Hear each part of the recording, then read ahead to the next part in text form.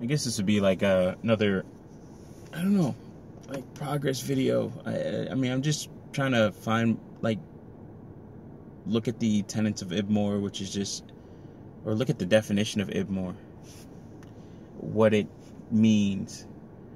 Introspective black man of reform.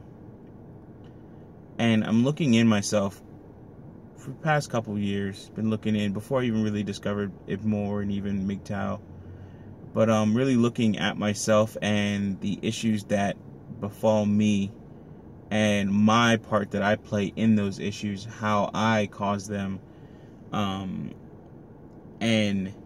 something happened today, and I just, I'm not really, I've kind of quelled a little bit of like the whole, I guess, the amazement at the issue, which really not a amazing or big deal or anything like that, I could say.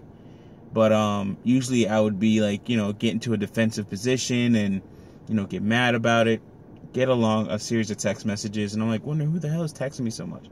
So I get a whole bunch of text messages from a guy who's doing some work for us, and he does great work. He's the guy that's been doing the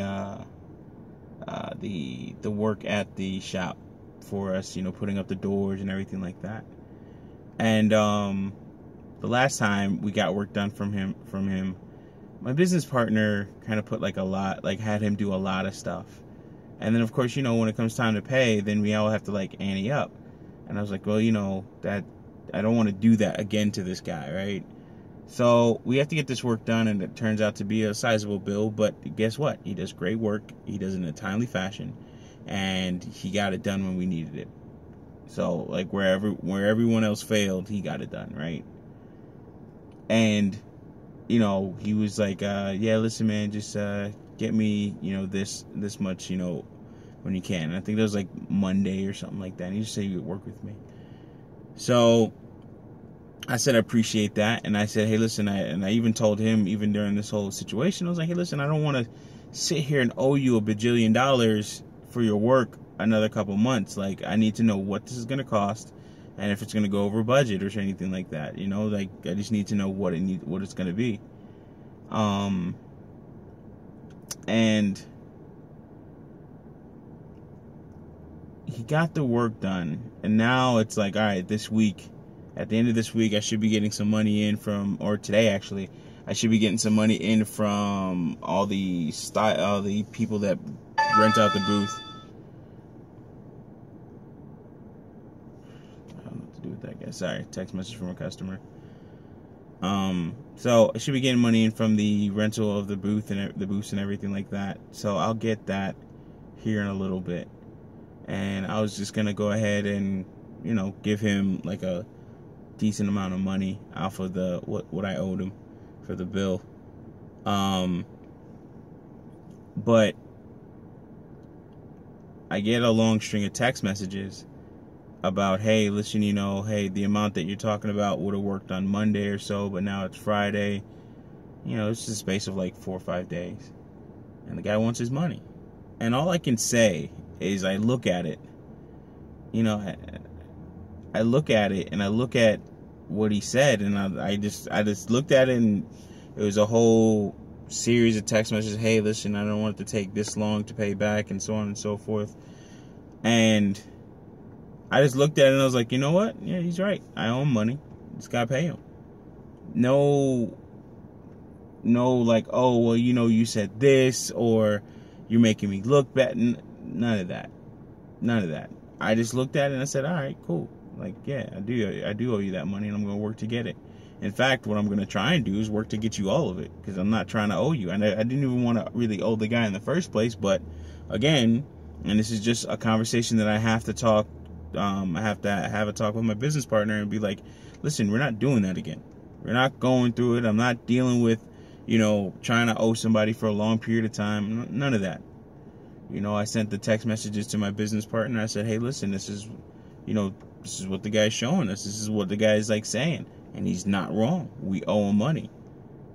And I'm not going to sit here and be like, well, he said this and all this. I give him whatever, I'm not going to do all that.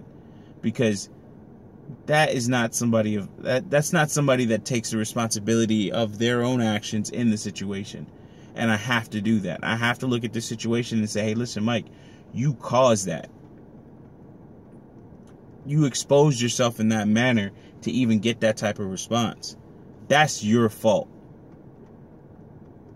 Now, my business partner's bad, or the world's bad, or a customer's problem, or anything like that. That's my bad. That's mine and mine alone. I have to deal with that. And I think it's very important that, you look at your own involvement in a situation, and you do things to not only make it right, but to understand where the other person's coming from. Have an empathetic stance, or a viewpoint, I should say.